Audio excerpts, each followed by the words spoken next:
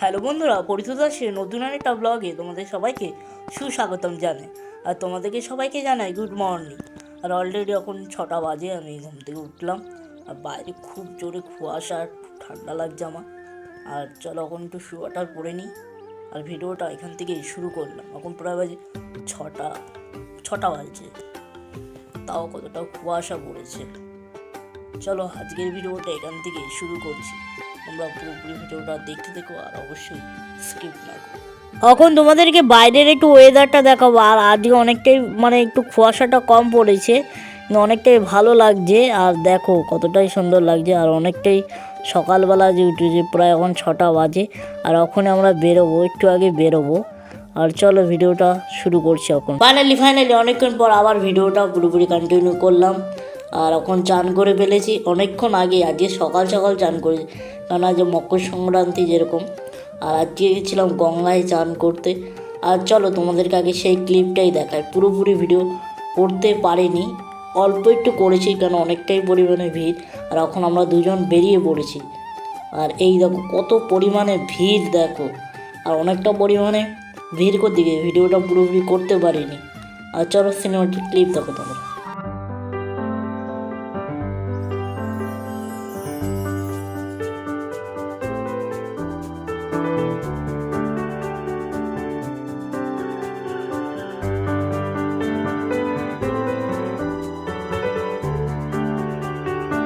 2,000 years later. দুপুরবেলা হয়ে গেছে। আর এখন জানি না তোমাদের কতটা কীরকম কি ভালো লাগছে। অবশ্যই যদি ভালো লাগে চ্যানেলটাকে লাইক কমেন্ট শেয়ার এবং সাবস্ক্রাইব করে এভাবেই পাশে দেখো। আর সবাইকে জানাই শুভ মকর সংক্রান্তি। আর তোমরা অবশ্যই আজকে পিঠে খাওয়ার দিন, কেন রাতের বেলা মা পিঠে করবে। আর চলো এখন দুপুরবেলা এখন ভাত খেতে যাবো। তা এটাই তোমাদের সাথে শেয়ার করছি। আজকে সারাদিন কী করছি না করছি সমস্ত কিছু শেয়ার করলাম। আর আজকের ব্লগটা অবশ্যই ভালো লাগবে তোমাদের। যদি ভালো লাগলে এভাবে ভাইয়ের পাশে দেখো, এভাবে সাপোর্ট করো।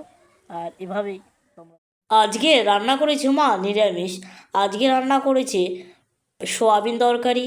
আর এটা কি বুঝতে পারছি না কী কী রান্না করেছে। আর আজকে একটু ভিডিওটা অনেকটা লেট করে ভিডিওটা ছাড়বো। আর এই পাশে আমি আর মা খেতে বসলাম। চলো এখন খাওয়া দাওয়া করার পরে বিকেলবেলা দেখা হচ্ছে। আর চলো আবার একটু পর তোমাদের সাথে দেখা হচ্ছে, আমার ড্রেস পরার পরে তাও তোমাদের সাথে দেখা হবে। ভিডিওটা স্কিপ না করে পুরোপুরি দেখতে। এখন আমরা বিকেলবেলা বেরিয়ে পড়েছি একটা নতুন দৃশ্য দেখার জন্য তোমাদেরকে।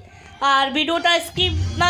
হ্যাঁ, নতুন দৃশ্য আমাদের এই পাশটা গঙ্গাসাগরের এই পাশটা কাকদ্বীপ, এই পাশটা তোমাদেরকে 8 নম্বর লটটা একটু ঘুরিয়ে দেখাবো। অনেকটাই সুন্দর লাগছে আর অনেকটাই ভালো লাগছে। এত সুন্দর ডেকোরেশন করেছে এই বছর। আর এই বছর অনেকটাই চমক দিয়েছে। আর আমরা দুই বন্ধু মিলে আবার বেরিয়ে পড়লাম। আশা করি তোমরা অনেকটা সবাই জানো এইটা কোন রাস্তা। এটা 8 নম্বর লটের রাস্তা।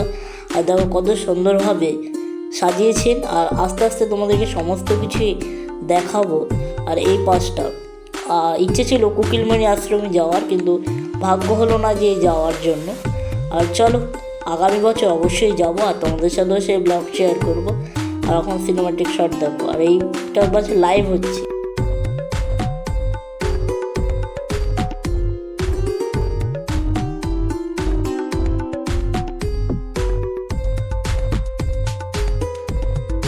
এখন প্রথমে আমাদের 8 নম্বর ঘাটের দিকে আমরা যাচ্ছি। আর 8 নম্বর ঘাটটা খুবই সুন্দরভাবে সাজিয়েছে।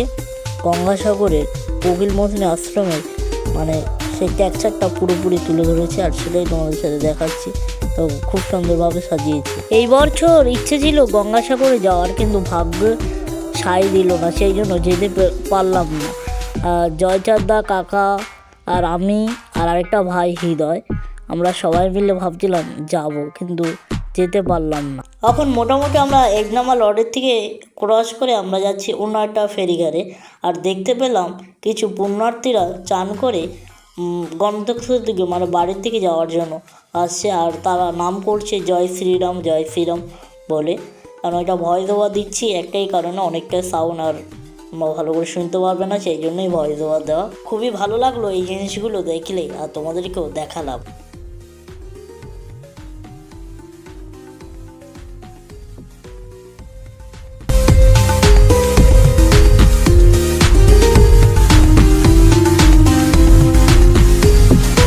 আমরা আগে শুনেছিলাম সপ্তৃপ্ত বারবার গঙ্গাসাগর একবার, এখন গঙ্গাসাগর আসতে খুবই সহজ হয়ে গেছে।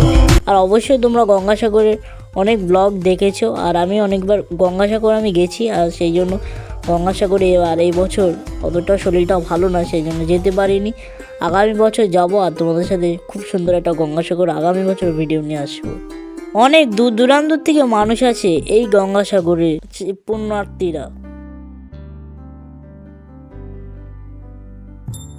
এখন তোমাদেরকে এই পাশ থেকে দাঁড়িয়ে পড়েছি, এখন তোমাদেরকে একটা জিনিস দেখাবো, মানে এই যে লাইট দেখাবো, আর কতটাই সুন্দর লাগছে একটু কাছ থেকে দেখাবো। আর এটা হচ্ছে ভোরবেলার জন্য সিগন্যাল দিয়েছে, মানে সিগন্যাল মানে ভ্যাসালগুলো ভালো করে এই পার থেকে ওই পারে যেতে পারে, আর সেই জন্য আর খুবই সুন্দর লাগছে। আর সেটাও তোমাদেরকে এই ব্লগের মাধ্যমে তুলে ধরলাম, আর খুবই ভালো লাগছে। আর এখানে তোমাদেরকে একটু কাছ থেকে দেখাচ্ছি সিনেমাটিক শট।